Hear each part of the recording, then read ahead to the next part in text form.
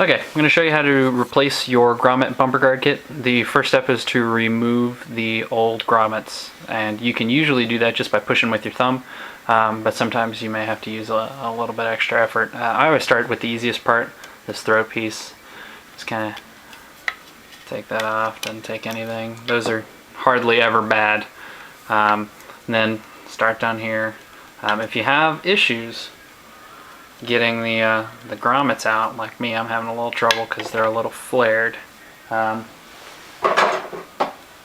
you can do is grab an awl and kind of push from the inside with the handle, and that'll help get them out.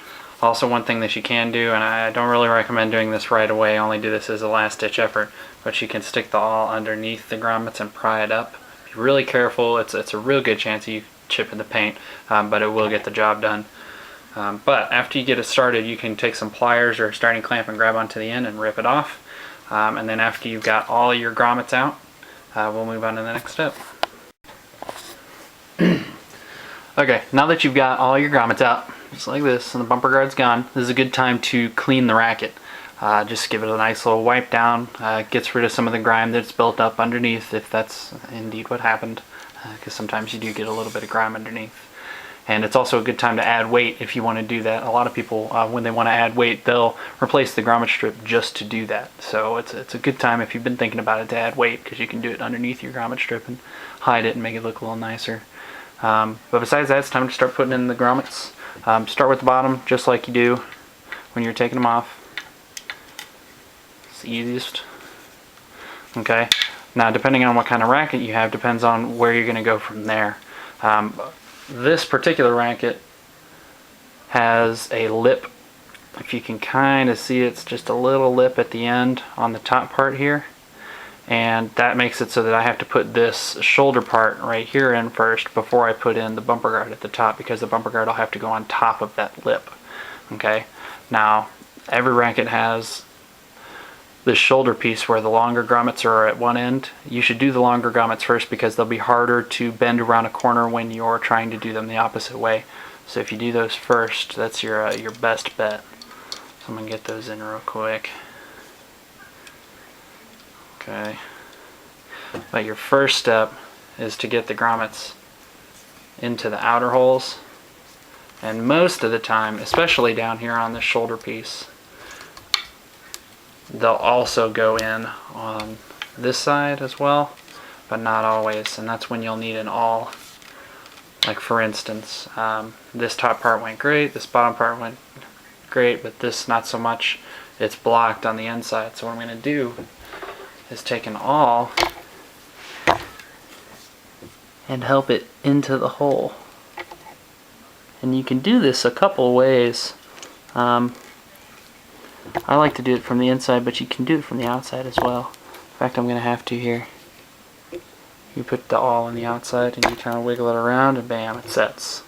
Nothing to it. It's the easiest part of the racket is this outside. Now I'm going to do the other one, and then when I come back we'll be doing the bumper guard. Okay, this is it's arguably the toughest part of replacing your grommet strips, is the bumper guard.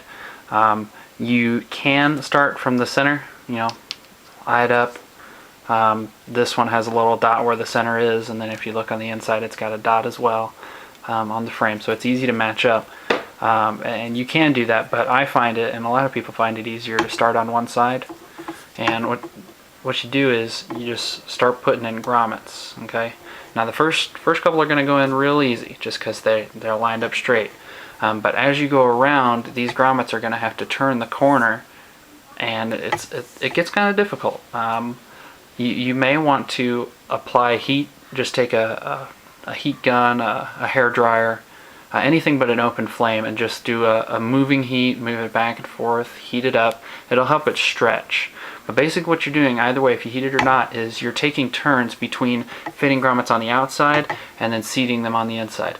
Fitting more grommets on the outside, seating them on the inside. You want to go one at a time. Don't skip a grommet to seat grommets that are past it. You want to do each grommet at a time, one after another, until you get all the way around. Now, another thing people like to do is secure this side, and you can do that a number of ways. A lot of people use a zip tie. You just put it around, zip tie, it keeps it there. This is because sometimes if you're going around this this side that you've already done will peel away. This makes it so that it doesn't do that, and you can actually do it periodically as you go. So if you get so far and you don't want it to come undone, you can zip tie where you've done. Okay, well, I'm going to show you that alternating grommets here. Basically, if you look, you can kind of see that a few of them have already gone in, but I've got some on the top that they're seated on the outside, but they're not seated on the inside. So what I'm going to have to do is, as I go, help them in with an awl. Okay, now if you do this, if you do too many, you'll find that you need to go back and take some out and seat some more on the outside. Because if I go and I seat all the ones that I have on the outside on the inside, then the next grommet will be too far past the hole. So you have to go back and forth. Don't get carried away doing one or the other. What I like to do is seat as many as I can on the outside until it looks like I can't seat anymore, and then go back and seat them on the inside. But one thing you definitely want to do is take your time, go slow. You don't want to flare a grommet. If you flare a grommet, you'll have to replace the whole thing. If it's flared on the outside, it won't go through the hole. So you definitely don't want to do that. So take your time. If your blood pressure starts to raise, step away. It's a very frustrating thing. Everybody's frustrated with these. Nobody's fantastic with them. They're frustrating for pretty much everybody. And you can only get so good at them. But anyway, I'm gonna continue doing it, and once I get to the end, I'll cover a few more things.